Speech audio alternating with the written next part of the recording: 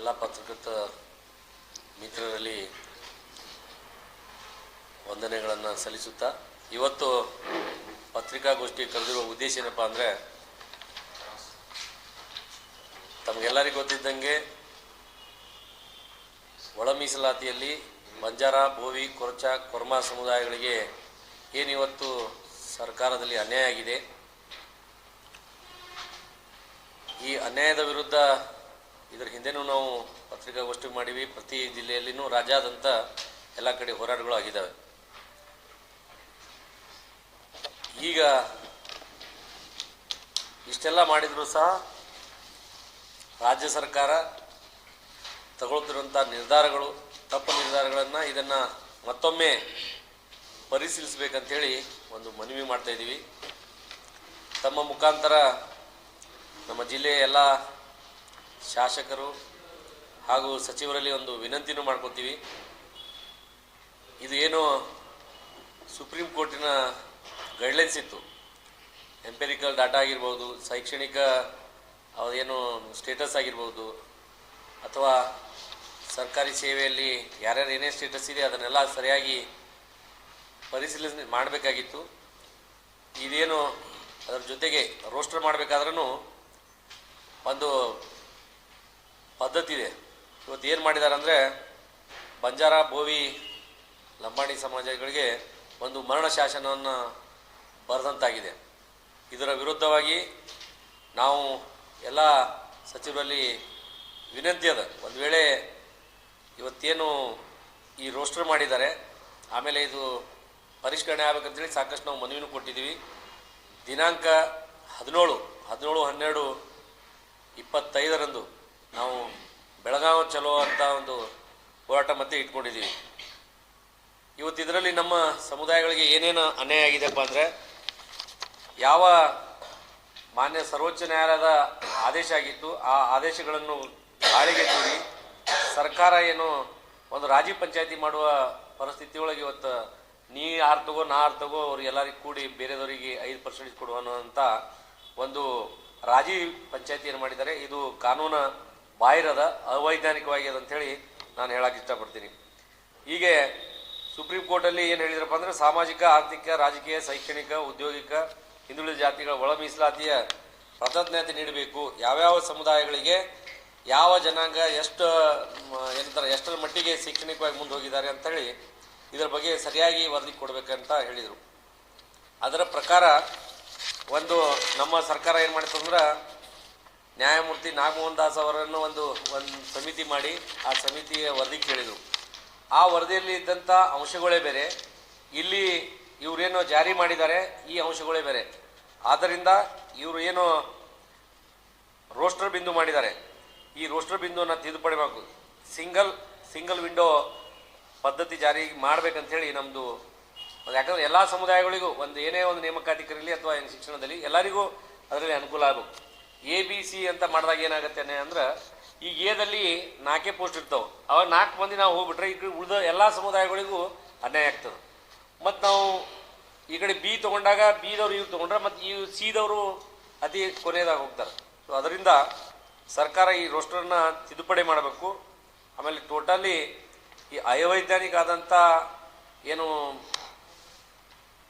ಒಳ ಮೀಸಲಾತಿ ಮಾಡಿದ್ದಾರೆ ಇದನ್ನು ಪರಿಶೀಲನೆ ಮಾಡಿ ನಮ್ಮ ಸಮುದಾಯಗಳಿಗೆ ನ್ಯಾಯ ಒದಗಿಸ್ಕೊಡ್ಬೇಕಂತೇಳಿ ನಾವು ಎಚ್ಚರಿಕೆಯನ್ನು ಕೊಡ್ತೀವಿ. ಒಂದು ವೇಳೆ ಸರ್ಕಾರ ಇಷ್ಟೆಲ್ಲ ಇಡೀ 6 ತಿಂಗಳಿಂದ ಎಲ್ಲ ಕಡೆ ನಮ್ಮ ಸಮುದಾಯಗಳು ಹಾದಿಗಿಳಿದು ಇವತ್ತು ಹೋರಾಟಗಳು ಆಯಿತು, ಮನವಿ ಕೊಡೋದಾಯಿತು, ಇಷ್ಟೆಲ್ಲ ಆದಾಗೂ ಸಹ ಇವತ್ತು ಎಚ್ಚೆತ್ಕೊಳ್ಳದೆ ಇವತ್ತೇನು ದಪ್ಪ ಚರ್ಮದ ಸರ್ಕಾರ ಇವತ್ತು ನಮ್ಮ ಸಮುದಾಯಗಳಿಗೆ ಅನ್ಯಾಯ ಮಾಡ್ತಾ ಇದೆ. ಇದು ಒಂದು ವೇಳೆ ಮುಂದುವರೆದರ ಮುಂದಿನ ದಿನಗಳಲ್ಲಿ ಪ್ರತಿ ತಾಂಡದಲ್ಲಿನೂ ನಾವು ಕಾಂಗ್ರೆಸ್ ಪಕ್ಷದ ವಿರುದ್ಧ ಹೋರಾಟ ಮಾಡಬೇಕಾಗ್ತದೆ.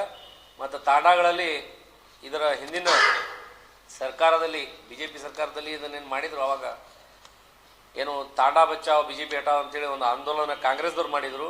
ಅದೇ ರೀತಿ ನಾವು ಇವತ್ತು ತಾಂಡಾ ಬಚಾವ್ ಕಾಂಗ್ರೆಸ್ ಹಟಾವ್ ಅನ್ನುವಂಥ ಕಾರ್ಯಕ್ರಮ ಮಾಡುವಂಥ ಎಲ್ಲ ಸಿದ್ಧತೆಗಳು ಇದ್ದಾವೆ. ಯಾಕಂದ್ರೆ ನಮಗೆ ನಮ್ಮ ಸಮುದಾಯ ಮುಖ್ಯ, ಇಲ್ಲಿ ಯಾವುದೇ ಪಾರ್ಟಿ ಪಕ್ಷ ಆಮೇಲೆ, ಬಟ್ ಸಮಾಜಕ್ಕೆ ಬಂದಾಗ ನಮ್ಮ ಸಮಾಜ ನಮಗೆ ಮೊದಲನೇ ಆದ್ಯತೆ ಅಂತ ಹೇಳಕ್ಕೆ ಇಷ್ಟಪಡ್ತೀನಿ.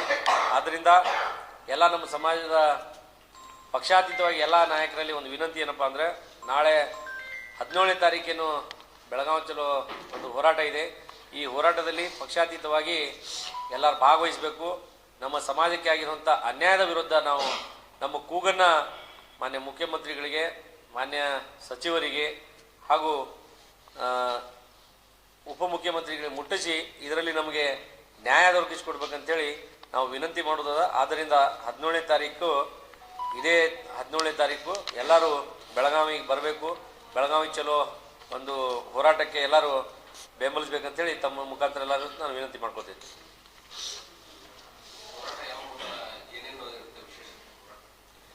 ಹೋರಾಟದ ಮೂಲಗಳು ಏನಿಲ್ಲ, ನಮ್ಮ ಸಮುದಾಯಗಳಿಗೆ ಏನು ಅನ್ಯಾಯ ಆಗಿದೆ, ಸುಪ್ರೀಂ ಕೋರ್ಟದ ಏನು ಸೂಚನೆಗಳಿತ್ತು ಆ ಸೂಚನೆಗಳನ್ನು ಸರ್ಕಾರ ಉಲ್ಲಂಘನೆ ಮಾಡಿದೆ ಅಂತೇಳಿ ಸ್ಪಷ್ಟವಾಗಿ ಕಾಣ್ತಾ ಇದೆ. ಯಾಕಂದರೆ ವರದಿಯಲ್ಲಿ ನಮ್ಮ ಸಮುದಾಯಗಳಿಗೆ ಯಾವ್ಯಾವ ಸಮುದಾಯದ ಏನು ಸ್ಥಿತಿಗತಿ ಅನ್ನೋದು ಭಾಳ ಸ್ಪಷ್ಟವಾಗಿ ಹೇಳಿದ್ದಾರೆ. ಅದನ್ನು ನೋಡಿದರೆ ನಾವು ಎ ರೋಸ್ಟ್ರಲ್ಲಿ ನಾವು ಬರಬೇಕು. ಇವರೇ ಮಾಡಿದ ಲೆಕ್ಕ ನೋಡಿದರೆ ನಾವು ಎ ರೋಸ್ಟ್ರಲ್ಲಿ ನಾವು ಬರಬೇಕಾಗ್ತದೆ. ಅಂದರೆ ಹಿಂದುಳಿದಂಥ ಜಾತಿಗಳು, ಈಗ ಅಲೆಮೇರಿ ಜಾತಿಗಳಿಗೆ ಅವ್ರಿಗೆ 1% ಸಪ್ರೇಟ್ ಮಾಡ್ಬೇಕಂತೇಳಿ ನಮ್ಮ ವಿನಂತಿ. ಅದು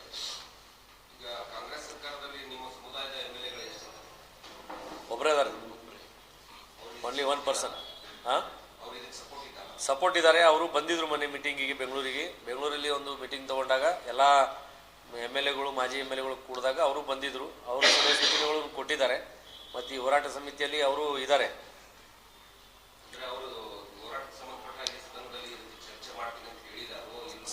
ಸದನದಲ್ಲಿನೂ ನಾನು ಹೇಳ್ತೀನಿ ಅಂತ ಹೇಳಿದ್ದಾರೆ. ನಮಗೂ ಅಲ್ಲಿ ಒಂದು ಸ್ವಲ್ಪ ಜನರಿಗೆ ನಾನು ಭೇಟಿನೂ ಮಾಡ್ತೀನಿ ಅಂತ ಹೇಳಿದ್ದಾರೆ ಮುಖ್ಯಮಂತ್ರಿ ಮತ್ತು ಉಪಮುಖ್ಯಮಂತ್ರಿ. ಅದು ಏನಾಗಿದೆ ರೀ, ಅವರು ಉಪಸಭಾಪತಿ ಇರೋದ್ರಿಂದ ಸದನದಲ್ಲಿ ಮಾತಾಡಲಿಕ್ಕೆ ಅವಕಾಶ ಇಲ್ಲ ಅವರಿಗೆ. ಅವ್ರು ಏನೇ ಕ್ಯಾಬಿನೆಟ್ ಸಚಿವ ಇದ್ದರೂ ಮಾತಾಡ್ತಿದ್ರು. ಆದರೆ ಅವರು ಉಪಸಭಾಪತಿ ಇರೋದ್ರಿಂದ ಅವ್ರು ಮಾತಾಡಲಿಕ್ಕೆ ಅವಕಾಶ ಇಲ್ಲ. ಹೊರಗಡೆನೂ ಮಾತಾಡ್ಬೇಕು. ಅವ್ರು ಏನು ಮಾತಾಡಿದ್ರು ಹೌದು.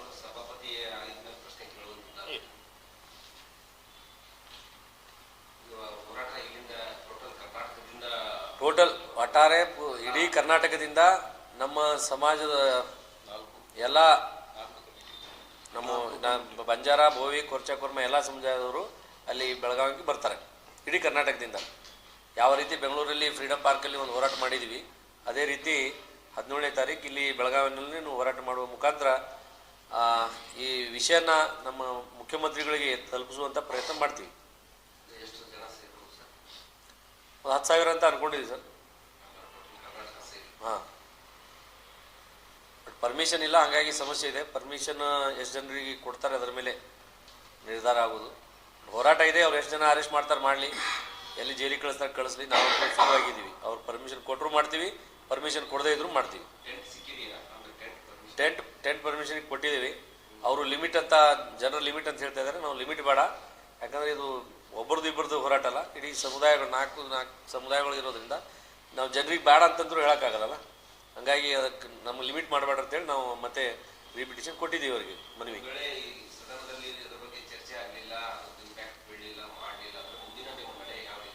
ಮುಂದಿನ ನಡೆ ಸರ್ಕಾರಕ್ಕೆ ಗೊತ್ತಾಗ್ತದೆ. ಮುಂದಿನ ಸಲ ಈ ಸರ್ಕಾರನ ಕಿತ್ತೋಗ್ಯಾಕ ನಮ್ಮ ಸಮುದಾಯಗಳು ಏನು ಇವತ್ತು ಬಂಜಾರ, ಬೋವಿ, ಕೊರ್ಚ, ಕುರ್ಮ ಸಮುದಾಯ ಇರ್ಬೋದು, ಆ ರಿಸಲ್ಟ್ ಅದು ಚುನಾವಣೆ ಒಳಗೆ, ಯಾಕಂದ್ರೆ ಸರ್ಕಾರಕ್ಕಂತೂ ಹೊಡ್ಯೋಕ್ಕಾಗಿಲ್ಲ, ಬಡಿಯೋಕ್ಕಾಗಿಲ್ಲ.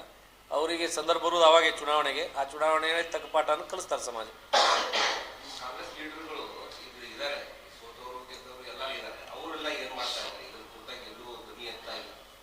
ನೋಡ್ರಿ, ಕೆಲವೊಬ್ರು ಅವ್ರವ್ರ ತತ್ವ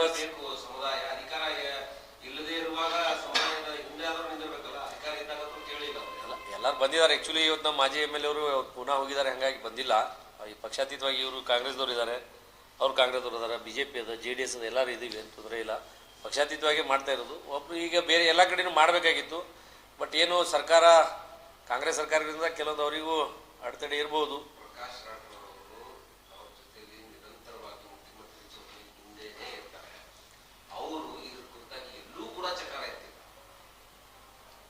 ಅವ್ರವ್ರ ಅವರು ಏನು ವಿಚಾರಗಳದವು ಅಲ್ಲ ಎತ್ತಬೇಕು, ಯಾರೇ ಇರಲಿ. ಇವತ್ತು ಪ್ರಕಾಶ್ ರಾಠೋಡ್ ಆಗಿರ್ಬೋದು, ಅರ್ಜುನ್ ರಾಠೋಡ್ ಆಗಿರ್ಬೋದು, ಅಥವಾ ಮಹೇಂದ್ರ ನಾಯ್ಕ ಆಗಿರ್ಬೋದು, ಯಾರೇ ಇರಲಿ, ಸಮಾಜಕ್ಕೆ ಬಂದಾಗ ನಾವು ಸಮಾಜದ ಪರವಾಗಿ ಗಟ್ಟಿಯಾಗಿರ್ಬೇಕು. ಇವತ್ತು ಯಾರಾದರೂ ನಮಗೆ ರಾಜಕೀಯವಾಗಿ ನಮಗೆ ಗುರುತ್ತಾ ಇದ್ದಾರೆ ಅಂದರೆ ಅದು ನಮ್ಮ ಸಮಾಜ ಹಿಂದಿದೆ ಅನ್ನೋದಕ್ಕೆ ನಮಗೆ ಗುರುಸ್ತಾ ಇದ್ದಾರೆ. ಅವರಿಗೆ ಕೇಳಿದ್ವಿ ನಾವು ಬೆಂಗಳೂರು ಮೀಟಿಂಗ್ನಾಗ ಅವರು ಬಂದಿದ್ರು. ನಾವು ಹೇಳ್ತೀವಿ ನಿಮ್ಮ ಜೊತೆ ನಾವು ಇರ್ತೀವಿ ಅಂತ ಹೇಳಿದ್ದಾರೆ. ಅವರು ಸಾಕಷ್ಟೆಲ್ಲ ಕೇಳಕ್ಕೆ ಪ್ರಯತ್ನ ಮಾಡಿದರು.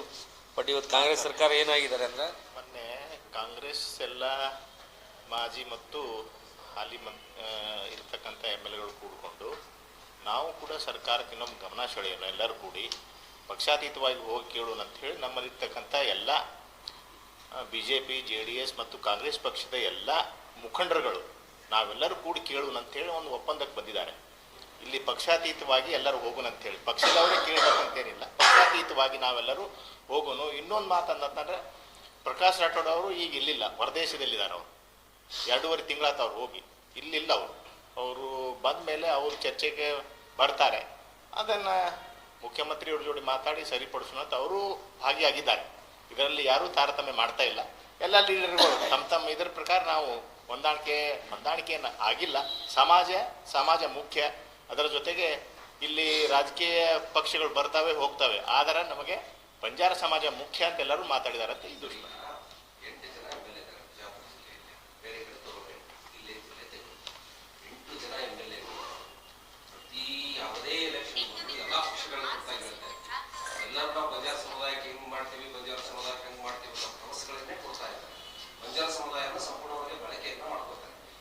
ಈ ಸಂದರ್ಭದಲ್ಲಿ ಪಂಚಾಯತ್ ಸಮುದಾಯದ ಪರವಾಗಿ ಯಾವ MLA ನಿಂತು ಸದನದಲ್ಲಿ ಪ್ರಶ್ನೆ ಕೇಳ್ತಾರೆ, ಅದು ಭರವಸೆ ಏನಾದ್ರು ಕೊಟ್ಟಿದ್ದಾರಾ? ಇಲ್ಲ. ಈಗ ನೋಡ್ರಿ, ಈಗ ಏನಾಗಿದೆ ಅಂದ್ರೆ, ನಾವು ಎಲ್ಲರೂ ಆಲ್ರೆಡಿ MLA ಗಳಿಗೂ ಒಂದು ಮನವಿ ಕೊಡ್ತಾ ಇದ್ದೀವಿ. ನಾಳೆ ಇದರ ಹಿಂದೆನೂ ನಾವು ಮೌಖಿಕವಾಗಿ ಹೋಗಿ ಭೇಟಿಯಾಗಿ ನಮ್ಮ ಸಮುದಾಯಗಳಿಗೆ ಹೀಗೆ ಅನ್ಯಾಯ ಆಗಿದೆ, MB ಪಾಟೀಲ್ ಸಾಹೇಬ್ರಿಗೆ ಭೇಟಿಯಾಗಿದ್ದೀವಿ, ಯಶವಂತರಾಯಗೌಡರಿಗೆ ಭೇಟಿಯಾಗಿದ್ದೀವಿ, ಶಿವಾನಂದ ಪಾಟೀಲ್ ಸಾಹೇಬ್ರಿಗೆ ಭೇಟಿಯಾಗಿದ್ದೀವಿ. ಎಲ್ಲರಿಗೂ ಭೇಟಿಯಾಗಿ ನಮ್ಮ ಏನು ಮನವಿ ಇದೆ ಮೌಖಿಕವಾಗಿ ಹೇಳಿದ್ದೀವಿ. ಈಗ ನಾಳೆ ಅಥವಾ ನಾಡ್ದು 2 ದಿವಸದಲ್ಲಿ ನಾವು ಅವರಿಗೆ ಒಂದು ಮನವಿನೂ ಕೊಡ್ತಾ ಇದ್ದೀವಿ. ಮನವಿ ಕೊಟ್ಟು ಇದರ ಬಗ್ಗೆ ಸದನದಲ್ಲಿ ಚರ್ಚೆ ಮಾಡಿ ನಮಗೆ ನ್ಯಾಯ ದೊರಕಿಸ್ಕೊಡ್ಬೇಕಂತೇಳಿ ವಿನಂತಿ ಮಾಡ್ಕೊತಾ ಇದ್ದೀವಿ. ಒಂದು ವೇಳೆ ಅವರು ಯಾರೇ MLA ಆಗಿರ್ಬೋದು ಅಥವಾ ಮಿನಿಸ್ಟರ್ ಆಗಿರ್ಬೋದು, ನಮ್ಮ ಮನವಿಗೆ ಸ್ಪಂದನೆ ಮಾಡಿ ನಮಗೇನಾದರೂ ನ್ಯಾಯ ದೊರಕಿಸ್ಕೊಟ್ರೆ ಅವರಿಗೆ ಕೃತಜ್ಞತೆ ಸಲ್ಲಿಸ್ತೀವಿ. ಒಂದು ವೇಳೆ ನಮಗೆ ಸಮಾಜ ಅವ್ರ ಜೊತೆ ಇರ್ತದೆ. ಒಂದು ವೇಳೆ ಅವ್ರಿಗೆ ನಮಗೆ ನ್ಯಾಯ ಕೊಡಿಸ್ಲಿಲ್ಲ ಅಂದ್ರೆ ಸಮಾಜ ಅವ್ರ ಕೈ ಬಿಡ್ತದೆ. ಅದ್ರಾಗೇನು ಮುಲಾಜಿಲ್ಲ. ಇವತ್ತು ಎಲ್ಲರೂ ಭಾಳಷ್ಟು ಜನ ಎಜುಕೇಟೆಡ್ಗಳಿಗೆ ಗೊತ್ತಿದೆ ಇದು.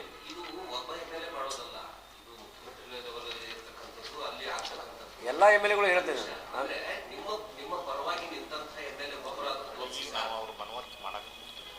ಈಗ ನಾವು ಹೋಗ್ತಾ ಇರೋದು ಅವ್ರಿಗೆ ಮನವಿ ಕೊಟ್ಟು ಅವ್ರಿಗೆ ಹೇಳಕ್ಕೆ ಹೋಗ್ತಾ ಇದೀವಿ. ಇದ್ರ ಹಿಂದೂ ಹೇಳಿದೀವಿ, ಇಲ್ಲ ಹಂಗೇನು ಆಗಂಗಿಲ್ಲ, ನಿಮ್ಮ ಸಮಾಜಕ್ಕೆ ನಾವು ಅನ್ಯಾಯ ಮಾಡಕ್ಕೆ ಕೊಡಂಗಿಲ್ಲ ಅಂತ ಯಾರು ಹೇಳಿದ್ರು ಹಿಂದೆ, ಅಷ್ಟು ಮೀರಿನೂ ಆಗಿದೆ ಅಂದಾಗ ಮತ್ತೆ ಅದರ ಪ್ರತಿಫಲ ಅವ್ರು ಉಣ್ತಾರೆ. ನಮ್ಮ ಹೇಳೋ ಧರ್ಮ, ನಮ್ಮ ಕೇಳೋದು ಏನಂತಾರಲ್ಲ, ನಮ್ಮ ಸಮಸ್ಯೆಗಳೇನಿದ್ದಾವೆ ಅದು ಅವ್ರ ಗಮನಕ್ಕೆ ತರುವಂಥ ಕೆಲಸ ನಮ್ಮದು. ನ್ಯಾಯ ಕೊಡಿಸ್ಬೇಕಾದವ್ರೆ ನಮಗೆ ನ್ಯಾಯ ಕೊಡಿಸದೇ ಇದ್ರೆ ಅದಕ್ಕೆ ಸಂದರ್ಭದಾಗ ಅವ್ರಿಗೆ ನಾವು ಏನು ಕೊಡ್ಬೇಕು ಅದು ಕೊಡ್ತಾರೆ ಸಮಾಜ. ನಾನಂತಲ್ಲ, ಸಮಾಜ. ಯಾಕಂದ್ರೆ ಇವತ್ತು ಎಲ್ಲರಿಗೂ ಗೊತ್ತಿದೆ, ಎಜುಕೇಷನಲ್ಲಿ ಇವತ್ತು ಇದೇನು ಈ ಕಡೆ ಹೈಕೋರ್ಟಲ್ಲಿ ಸ್ಟೇ ಅಂತ ಒಂದು ಕಡೆ ಹೇಳ್ತಾರೆ, ಈ ಕಡೆ ಹಿಂಗೆ ರೋಸ್ಟ್ರುಗಳು ದಿನ ತಹಸೀಲ್ದಾರ್ ಆಫೀಸ್ ತನಕ ಬಂದುಬಿಟ್ಟಿದ್ದಾವೆ. ABC ಅಂತೇಳಿ ಕಟಗರಿ ಆಲ್ರೆಡಿ ಮಾಡಿಬಿಟ್ಟಿದ್ದಾರೆ. ಸೊ ಇದು ಏನಂತಾರ ದುರಾಡಳಿತನೇ ಹೌದು. ಇದು ಯಾಕಂದ್ರೆ ಸಮಾಜಕ್ಕೆ ಇಷ್ಟೆಲ್ಲ 6 ತಿಂಗಳಿಂದ ಈ ಸಮಾಜಗಳು ಹೋರಾಟ ಮಾಡ್ತಾ ಇದ್ದಾರೆ, ಬೀದಿಗಿಳಿದಾರೆ. ಅಂಥ ಸಂದರ್ಭದಲ್ಲಿ ಸರ್ಕಾರ ಎಚ್ಚೆತ್ಕೊಳ್ಳಂಗಿಲ್ಲ ಅಂದ್ರೆ ಅದಕ್ಕೆ ಸಂದರ್ಭ ಬಂದಾಗ ಅದು ಸರ್ಕಾರಕ್ಕೆ ಎಚ್ಚರಿಕೆ ಕೊಡುವಂಥ ಕೆಲಸ ನಮ್ಮ ಸಮಾಜ ಮಾಡ್ತದೆ. ನಾನು ಒಬ್ಬನೇ ಅಂತಲ್ಲ, ಸಮಾಜ ಭಾಳ ಜಾಗೃತಿ ಇದೆ. ಇವತ್ತು ನಾವು ಆಶ್ಚರ್ಯ ಪಡುವಂಥದ್ದು ಏನಪ್ಪ ಅಂದರೆ, ಬರೀ ನಾವು ಫೋನಲ್ಲಿ ಹೇಳಿದ್ದಕ್ಕೆ ತಮ್ಮ ಮುಖಾಂತರ ಮೀಡಿಯಾದಲ್ಲಿ ಬಂದಿರೋದಕ್ಕೆ 50,000 ಗಟ್ಟಲೆ ಜನ ಸೇರಿದ್ರು ಫ್ರೀಡಮ್ ಪಾರ್ಕಲ್ಲಿ.